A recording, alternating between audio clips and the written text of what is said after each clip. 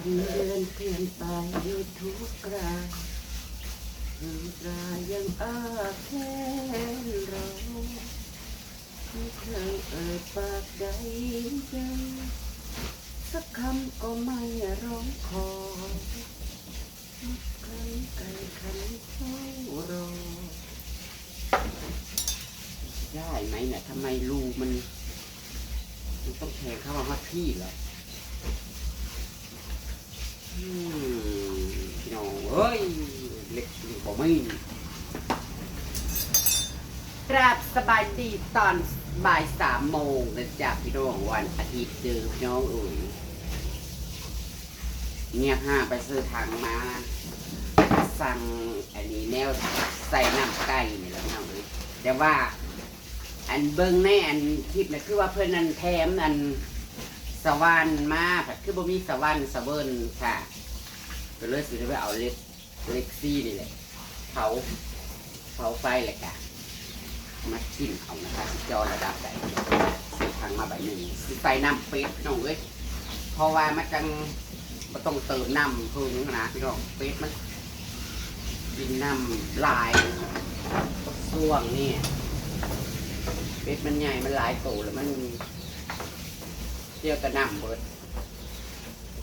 เอาเล็กซีสักก่อนลองไส้ดูว่ามันจะโอเคไหม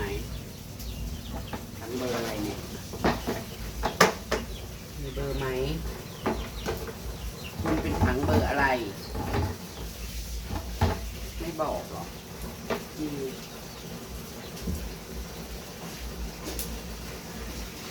ถังน้ำ12 แกลลอรี่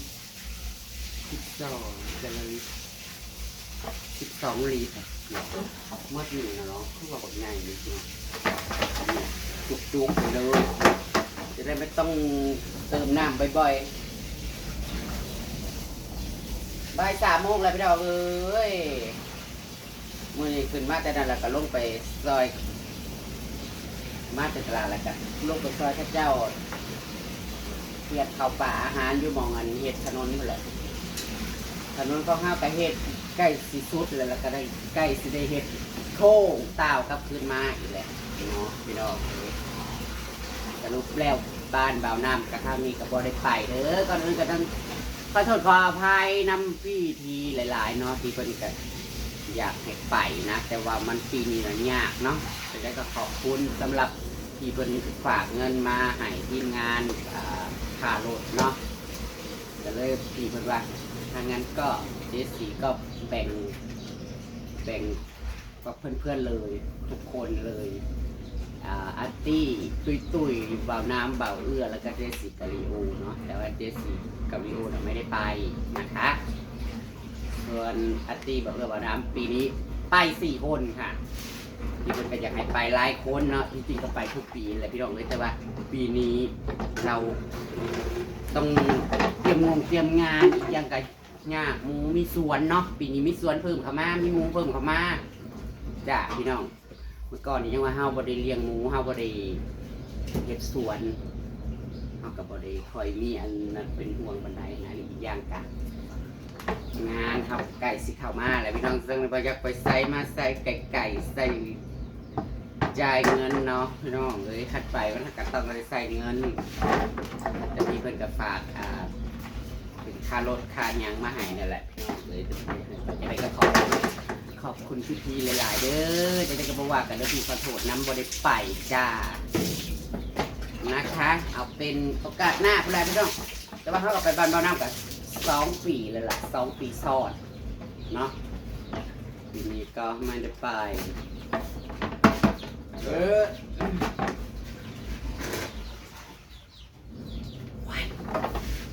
เพลงเอาระดับใด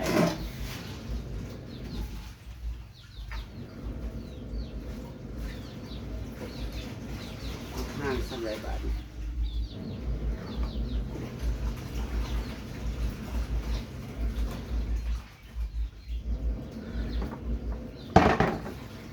ลองใส่ดูให้หน่อย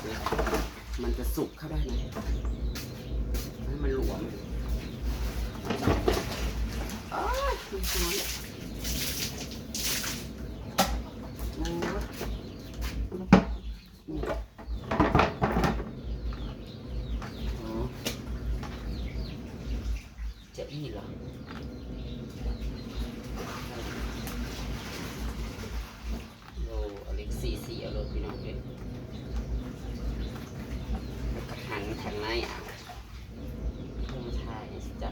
สันดุเนี่ยประมาณนี้พี่น้องเดี๋ยวดิบรู้อ่ะบดี สวัสดีเด้อพี่น้อง จะไม่พอเลย ป่องปลายปันผาอยู่พี่น้อง คนเฮ็ดคืออีบอคนน่าจะคือน าง คือบ่มีอันนั้นมะแปะ นางมักสั่งจิกลิกจดหลอกมาบางอย่างสั่งมากก็ใส่บ่ได้พี่น้องบอกง่ายๆได้ค่ะอันนี้ต้องได้ นะซึ่งทำจากเหมือนในเข้าขนาดเลยเป๊ะๆเลยได้หลังนี้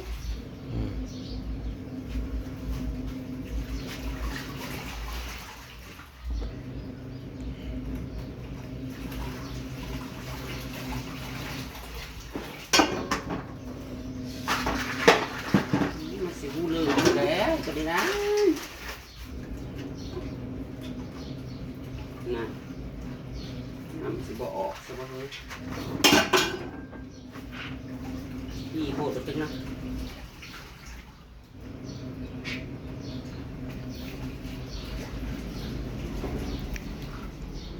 สั่งอันเจ็ดขันว่าข้าวแถมมา10 ค่ะตัวน้ำหัวเลย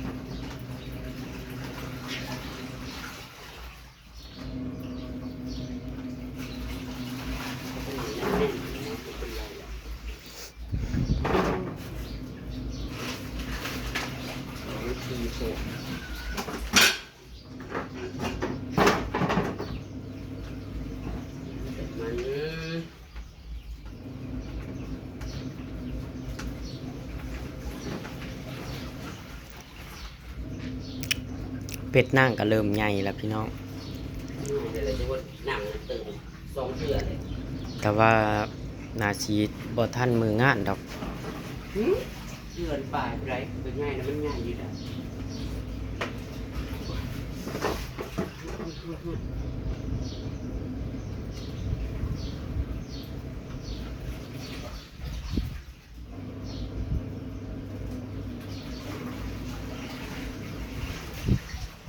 โอ้ยคือจังหวะว่าไวเวลา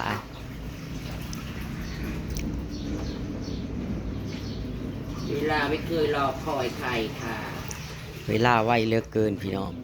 ผ่านไปไวเหลือกเกินแต่แป๊บเดียวก็สิได้ลงหน้าอีกแล้วพี่น้อง โอ้ยจี โอ้ย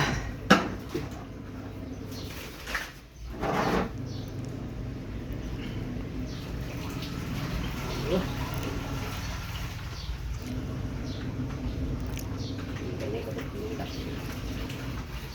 เป๊ะขนาดนั้นก็ได้เนาะ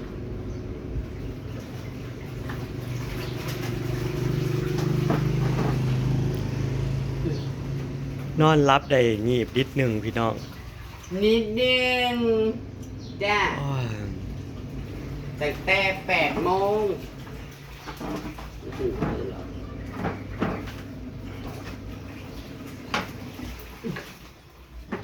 สั้นนี่จังวันนิดนึง มารอดูตอนแล้วเด้อทุกคนนั่งสร้างแบบนี้มา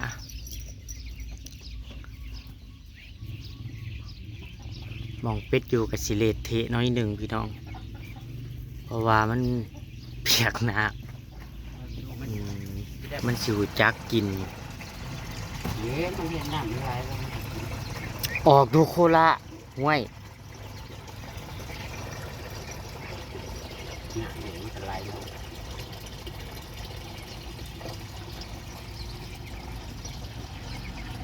มันไหลลงตรงนี้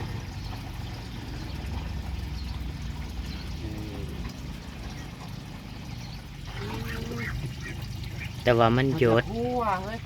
มันหยดมันหัว เพราะว่าตอนนั่งซี่นะนั่งซี่หู้ใหญ่โพด ตายแบบนี้ นั่งนะสิแบบซี่หู้น้อยๆแล้วก็มันต้องหาแนวมาอุดจักเช้ายังอุดล่ะ มันบ่อยู่เด้อน้ำมันไหลออกพี่น้องอันที่จริงอะซี่หู้น้อยๆแล้วก็ยัดอีนี่เขายัดอีนี่เอา ซี่น้อยๆแล้วก็ยัดซี่น้อยๆแล้วก็ยัดอันนี้นั่งซี่แบบใหญ่เลยผู้ใหญ่ แล้ว มันสิอยู่ได้อยู่วะลองใส่เบิ่งเอา ออกลูกพี่หมอ เพิ่งฝากออกจักโตประมาณ10ปลายกว่าโตเนี่ยล่ะพี่น้องฝากออกใหม่ๆยังบ่ทันเราไปร่วมกับเพื่อนพี่น้องครั้งนั่งไว้กับแม่นั่งอยู่นี่ก่อน แล้วก็มีที่ยังไข่ยังฝักก็มีอีกได้พี่น้องแม่หนึ่งมั้งยังมีแม่นี่ฝักอีกแม่หนึ่งไข่จักหน่วยพี่น้องจักสิออกตอนใดกระสร้างมันตัวเองเป็นคนเจาะผู้ใหญ่โพดอันที่จริงเจ้าบ่ต้องเจาะไว้เฮ้ยจุบเขาน้อยหนึงแล้วก็ยัดโลด เป็นน้ำอันนี้บ่อันนี้คือ เจ้าก็เปลี่ยนใหม่ติล่ะ จะไม่คนอันนึง โอ้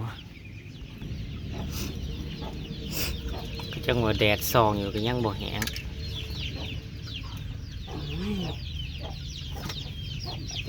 กระบอกจะก่อนได้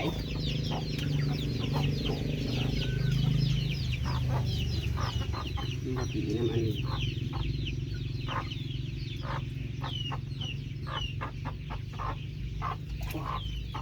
หยุดอยู่เลย ชุดกระยามันใส่นี่มันออกไม่หนีก่อน ออกเบิ้ง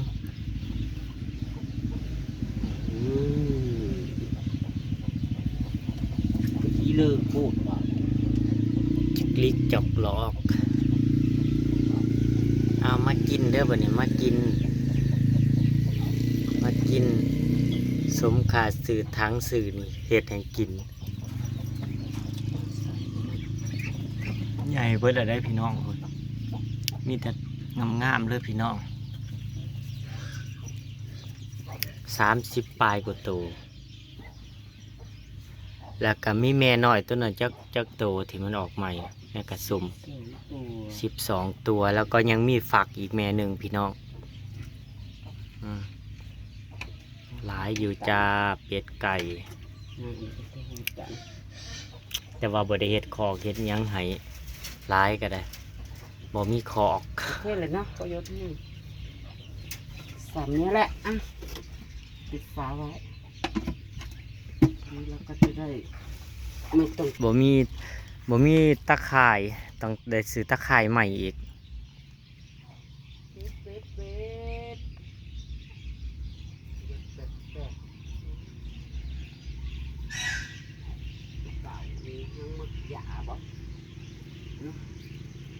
ลองกินมันก็สู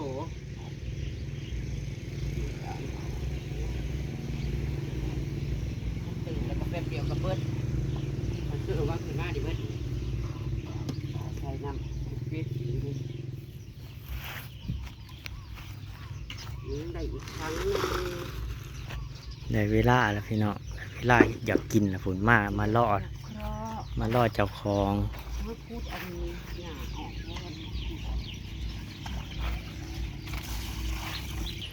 ใส่ไปลองกินบังดูโอ้ยเปื่อนเลยพี่น้องเลยพอกเป็ดกับเปื่อนแล้วนี่น้ำแล้วค่ะนั่นเอาไปกินบังดูลูก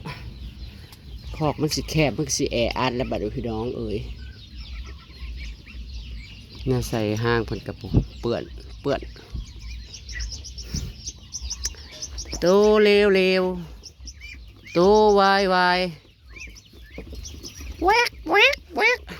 แต่พวกแม่นี่กับค้นล้นมดพี่น้องเอ้ยค้นล้นแล้วกับจนค้นโป่งใหม่ผลแล้วมดผลแล้วจังสีได้ไข่บัดนี้อันนี้คือหยุดการผสมพันธุ์คือขนพันล้นปีกพันล้นเนาะโป่งใหม่ยังเป็ดแม่สาวโตหนึ่งโตเดียวเนี่ยโตหนึ่งผัดไข่ผัดรถเขาเหยียบตายแอดแลดพี่นางกิฟต์ได้กระซิบเก็บภาพบรรยากาศไว้ซ้ำนี่จ้ากินกระยูเฮือนยูซ่านคือเก่าค่ะคำมาแรงมากก็เริ่มเข่าเคาะเข่าสวนคือเก่าเด้อพี่น้องเด้อสรุปว่าบ้านบ่าวน้ำก็ไม่ได้ไปจะได้ก็ขอโทษขออภัยหลายๆเด้อจ้าขอบคุณพิธีด้วยนะคะแล้วก็ขอโทษที่ไม่ได้ไปเด้อจ้า